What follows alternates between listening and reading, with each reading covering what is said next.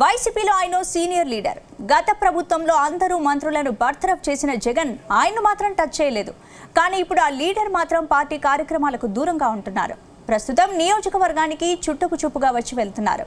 Party అధికారంలో ఉండగా మంత్రి పదవిని ఎంజాయ్ చేసిన ఆ నేత ఇప్పుడెందుకు దూరంగా ఉంటున్నారు?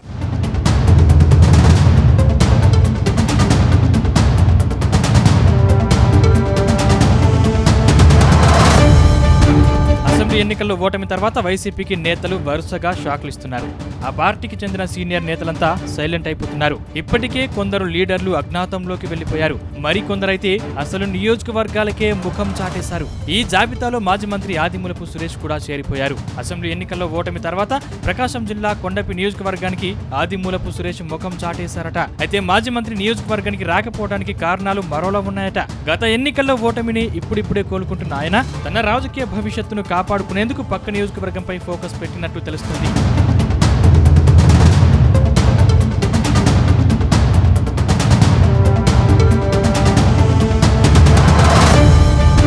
ఇక 2019 అసెంబ్లీ ఎన్నికల్లో ప్రకాశం జిల్లా ఎర్రగొండపాలెం నుంచి పోటీ చేశారు ఆదిమూలపు సురేష్. దాంతో ఆయనకు జగన్ కేబినెట్ లో మంత్రి పదవి దక్కింది. కానీ మొన్న జరిగిన ఎన్నికల్లో ఎర్రగొండపాలెం నుంచి కొండపికి బదిలీ అయ్యారు. కానీ కొండపి ప్రజలు ఆయన్ను ఓడించారు. అక్కడ కూటమి అభ్యర్థి బాల వీరాంజనేయ స్వామి చేతిలో ఓటమి పాలయ్యారు. అయితే అసెంబ్లీ ఎన్నికల్లో ఓడినప్పటి నుంచి కొండపికి చుట్టపు చూపుగా వచ్చిపోతున్నారట. ప్రస్తుతం కొండపి నియోజకవర్గంలో పార్టీని పట్టించుకునే లీడర్ లేడని క్యాడర్ తెగ పరేషాన్ అవుతుందట. ఫుల్ టైం కొండపి బాధ్యతలను ఆదిమూలపు సురేష్ చూడటం లేదని క్యాడర్ లో గుసగుసలు వినిపిస్తున్నాయి. తాడేపల్లిలో ప్రెస్ మీట్లు తప్పితే జిల్లాలో జరిగే పార్టీ కార్యక్రమాల్లో ఎక్కడా సురేష్ కనిపించడం లేదని నియోజకవర్గంలో ప్రచారం జరుగుతుంది. అంతేకాదు హైదరాబాద్ కే పూర్తిగా పరిమితమయ్యారనే వాదనలు బలంగా వినిపిస్తున్నాయి. మరోవైపు కొండపి నియోజకవర్గం తనకు వర్కౌట్ కాదని తన సన్నిహితులతో సురేష్ చర్చించినట్లు సమాచారం. గతంలో కలిసొచ్చిన సంతనూతలపాడు అయితేనే తనకు కరెక్ట్ గా భావిస్తున్నారట.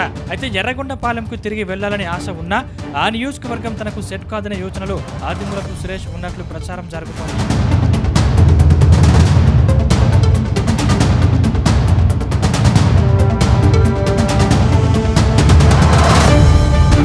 గతంలో ఉమ్మడి ప్రకాశం జిల్లాలోని దర్శి, ఎర్రగొండపాలెంలో వైసీపీ గెలిచింది. అయితే ఈ రెండు నియోజకవర్గాల్లో ఆదిమూలపు సురేష్ కు అవకాశాలు తక్కువగా ఉన్నాయట.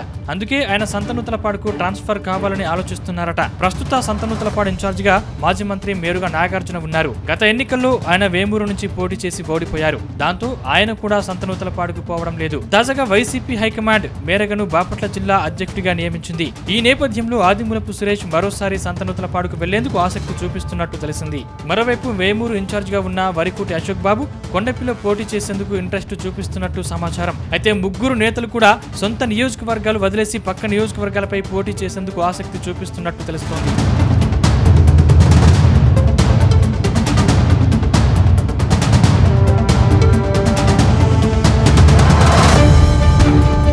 కొండపి నియోజకవర్గంలో నిలదొక్కునేందుకు వైసీపీ చేయని ప్రయత్నాలు లేవు. అక్కడ ఎలాంటి ఫార్ములా ప్రవేశపెట్టినా ప్లాన్ పార్టీ సక్సెస్ కావడం లేదనే టాక్ ఉంది. నియోజకవర్గంలో ప్రస్తుతం టీడీపీ నుంచి మంత్రి బాల వీరాంజనేయ స్వామి స్ట్రాంగ్ గా ఉన్నారు. ఓ రకంగా చెప్పాలంటే కొండపిలో ఆయన పాతుకుపోయారంటే అతిశయోక్తి కాదేమో. అక్కడ నుంచి 3 సార్లు గెలిచిన ట్రాక్ రికార్డు కూడా ఆయన సొంతం చేసుకున్నారు. అంతేకాదు బాల వీరాంజనేయ స్వామికి దామచర్ల సత్య కుటుంబం అండగా నిలుస్తుంది. అటు ఆర్థికంగా, సామాజికంగా దామచర్ల కుటుంబం సపోర్టు ఉండడంతో వైసీపీలో ఏ నేత కొండపి బాధ్యతలు చేపట్టినా ప్రత్యర్థిగా ఉంటున్న స్వామిని ఢీకొట్టలేకపోతున్నారన్న టాక్ సైతం ఉంది. అందుకే ఆ నియోజకవర్గంలో వైసీపీ బాధ్యతలను కొత్త వారికి ఇచ్చేందుకు అధిష్టానం కూడా ఆలోచిస్తున్నట్టు తెలుస్తుంది.